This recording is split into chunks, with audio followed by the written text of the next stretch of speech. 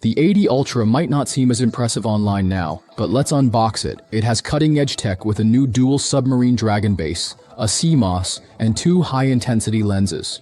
The packaging is in an infusion-style design. Let's open it. Underneath, there's Kunming glass. We're opening its signature color, flowing gold, known for its imaging. This Ultra won't disappoint and comes with a beautiful protective case, more advanced than before. It features the Pura logo, and the camera section is transparent. The feel is exceptional. What's the cost? You can't get such quality for $400 or $500. It has a leather-like back cover and includes a C-to-C cable. The super compact 100-watt charger this generation. Accessories have changed a lot. Let's take out the Pro version and compare their looks. The left one is slightly taller. For precise calculations, the camera control is really nice. Let's compare them.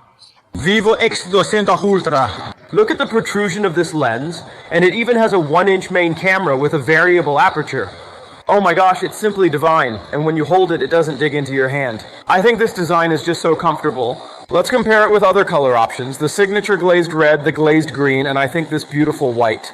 Let's do a comparison. Sorry, the Pro skin tone is still a bit too light, but it is indeed very striking. Later, we will also compare it with the Vivo X200 Ultra. Wow, this periscope lens is really impressive. So this time, if there's anything else you want to see about the Huawei P280 Ultra or any differences with the Pro, feel free to leave a comment in the bullet screen section. If you want to see a detailed review of the Pro and Pro Plus, you can click here. Vivo will do the calculations, and I didn't expect Huawei's Kirin 9220 to be so fast and have such a high dynamic range. Look at the Huawei background.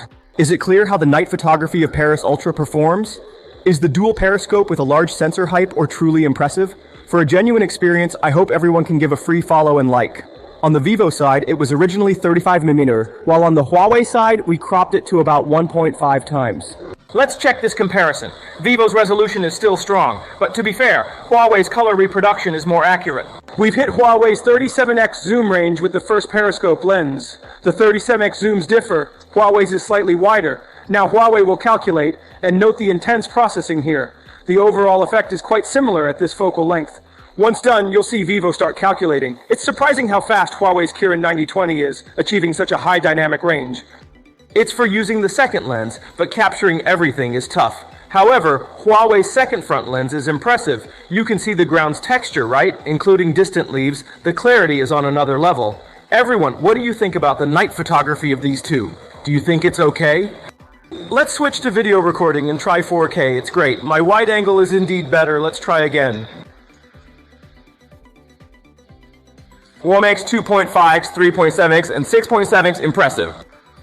After taking many shots, clarity stays great. Vivo is darker, and with Huawei, isn't the background better? After this comparison, do you have anything to say or ask? Leave a comment, and we'll see you in the next video. Bye.